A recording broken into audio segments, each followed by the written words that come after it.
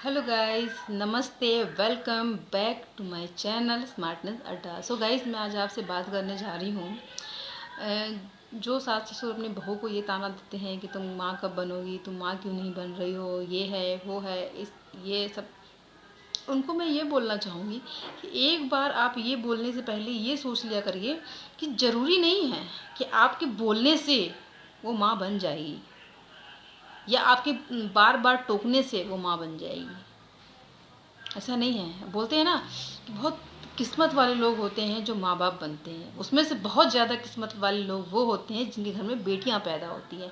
So guys, यहाँ बेटी वाला टॉपिक नहीं है, यहाँ पर ये टॉपिक है, अगर आप माँ नहीं बन पाते हो तो आपके माता पिता तो नहीं बोलते हैं, लेकिन सास ससुर जो आसपास के लोग होते हैं, ससुराल पक्ष के, वो कुछ ज़्यादा ही आपसे बोलने लगते हैं कि अभी कर लो, नहीं बाद में दिक्कत हो जाएगी, बाद में होगा नहीं, बाद में ये हो जाएगा, बाद में वो हो जाएगा। इस तरह की कहानियाँ उस लड़की के मन में डाल देते हैं जो ऑलरेडी परेशान होती है क्योंकि मैं माँ नहीं बन पा रही हूँ। तो मैं उन लोगों को ये बोलना चाहूँगी, एक बार किसी लड़की के बारे में कुछ भी बोलने से पहले एक बार सोच लेना चाहिए आपको कि अगर आप ये बोल रहे हो तो इसके दिमाग पर किस तरह से असर पहुँचेगा, किस तरह से वो टेंशन में आ जाएगी। हो सकता है कि जो चीज़ होने वाली हो वो भी ना हो, क्योंकि आपने उसको एक टेंशन दे रखी है क्योंकि वो माँ नहीं बन पा रही, ये आप उसको बार बार सुबह शाम उसको बोलते जा रहे हो। आप बोलो, लेकिन अच्छी चीज़ बोलो। आप उसको ये बोल सकते हो, बहू या बेटा, अगर आपको कोई दिक्कत हो रही है तो आप मुझे बताइए, मैं आपको डॉक्टर के पास लेके चलती हूँ। क्योंकि माँ बनने के लिए सबसे ज़्यादा ज़रूरी होता है मेंटली एंड फिजिकली स्ट्रांग रहना।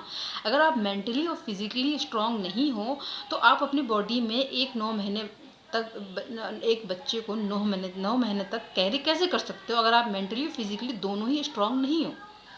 मेंटली स्ट्रांग होना, आप अपने माइंड में ये चीज़ मेकअप कर लीजिए कि हाँ, मुझे अब बच्चा करना है, मुझे अब बच्चा चाहिए। तो इस चीज़ के लिए सबसे पहले ज़रूरी होता है अपने हस्बैंड को ये चीज़ बोलना कि मेरा पहले चेकअप कराओ चल करके, मुझे ये खुद पता चले कि मुझे कोई प्रॉब्लम तो नहीं है। अगर उसको पता चल जाएगा अगर उसको पता चल जाएगा और वो जा करके अपना चेकअप कराएगी तो उसे ये चीज़ पता चल जाएगी कि मैं किस तरह से कमज़ोर हूँ या मुझे कोई दिक्कत तो नहीं है। क्योंकि अक्सर क्या होता है, कंसीव करने में बहुत सारी प्रॉब्लम्स हो जाती है। अगर आपकी कमज़ोरी है शरीर में, कमज़ोरी का मतलब अगर आपके शरीर में आयरन की कमी है या कैल्शियम की कमी है, इसकी वजह से आपकी कमर में, आपकी एड़ियों में 24 घंटे पेन होता रहता है, आप लेटे रहते हो, आप आराम करते हो, आप काम करते हो, लेकिन काम करने के बाद आपको हाँफने लगते हो, हाँफने के बाद में आप सोचते हो कि ला मैं, और 24 घंटे आपका बीपी लो हो जाना, आपको चक्कर सा आना, अगर इस तरह की चीज़ें आपके अंदर हैं, इसका मतलब है कि आपको बहुत ही ज़्यादा कमजोरी है, एनीमिया की शिकायत है, खून की कमी है। इसलिए आप सबसे पहले अपने आप को ये चीज़ दिखाओ। दूसरा, अगर आपको थायराइड है तो भी आपको कंसीव करने में बहुत ही ज़्यादा दिक्कत होगी, बहुत ही ज़्यादा दिक्कत होगी। अगर आपको थायराइड है, थायराइड में भी बहुत सारी समस्याएं हो जाती है। थायराइड में हार्मोन्स की समस्या हो जाती है, जिसकी वजह से बेबी कंसीव करने में बहुत सारी दिक्कतें आती हैं। अगर आपको थायराइड है तो इसमें कोई प्रॉब्लम वाली बात नहीं है।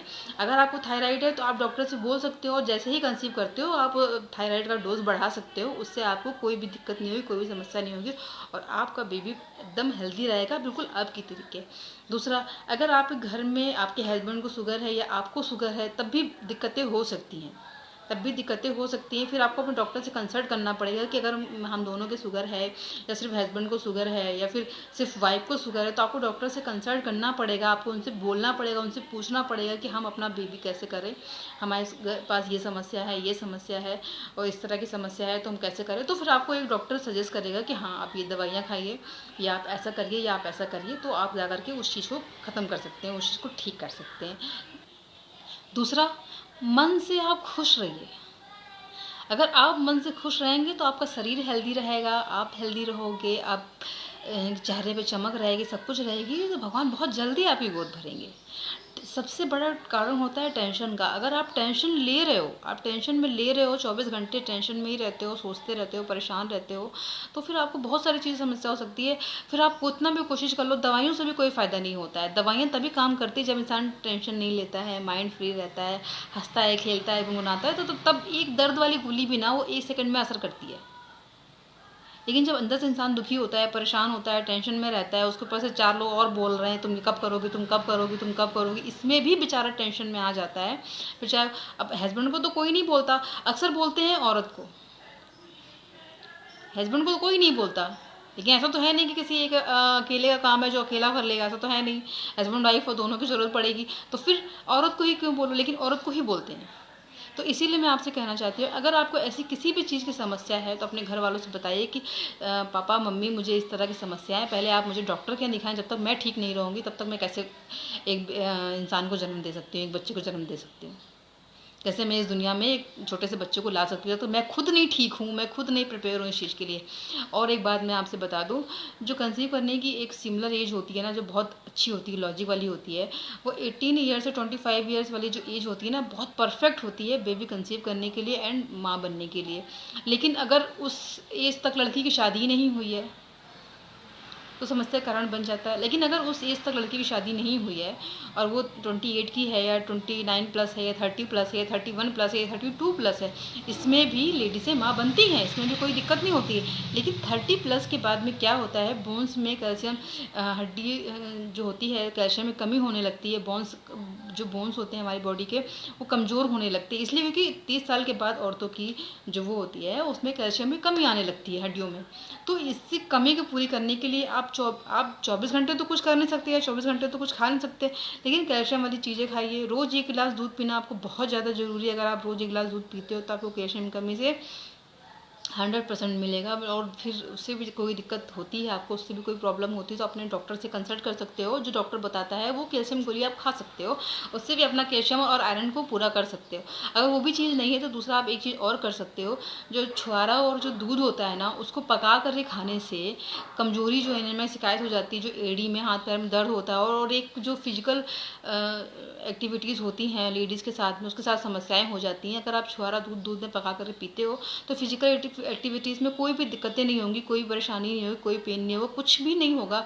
अधिकतर लड़कियों को देखा गया है कि पीरियड्स के समय बहुत ज़्यादा पेन होता है और इतना ज़्यादा पेन होता है कि बिना पेन किलर खाए वो रह नहीं सकती है। वो 30 के बाद ही होता है, 30 प्लस से पहले बहुत कम लड़कियां ऐसी होती हैं। और लड़कियों को भी अक्सर कमजोरियां होती हैं, जो शादी नहीं इनकी हुई होती है उनको भी इस तरह कमजोरियां होती हैं कि वो पता चला 14 ईयर्स की 15 ईयर्स ये हैं, लेकिन अगर उनको पीरियड आता है तो बहुत ज़्यादा पेन होता है, पता चला पूरा घर सर पर उठा ले।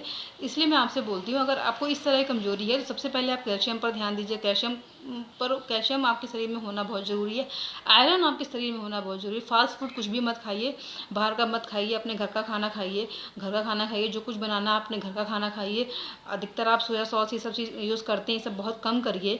दूसरा, आप छुआरा और दूध रात में आप रात को आप दूध पी लीजिए, उसके बाद में 4 या 5 छुआरे 1 गिलास पानी में आप उसको भिगो लीजिए। सुबह उन्हीं छुआरों को दूध में पका करके उसे खाइए। इससे आपकी जो फिजिकल एक्टिविटीज़ होती है उसमें आपको ताकत मिलेगी, अच्छे से ताकत मिलेगी, आपको कोई भी दिक्कत नहीं होगी, किसी चीज़ की परेशानी नहीं होगी, दर्द कहाँ चला जाएगा आपको पता ही नहीं चलेगा।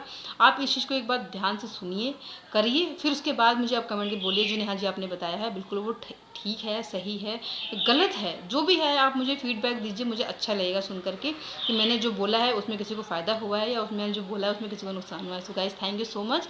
लाइक एंड सब्सक्राइब करना बिल्कुल ही मत भूलिएगा और बेल आइकन प्रेस करना जरूर करिएगा।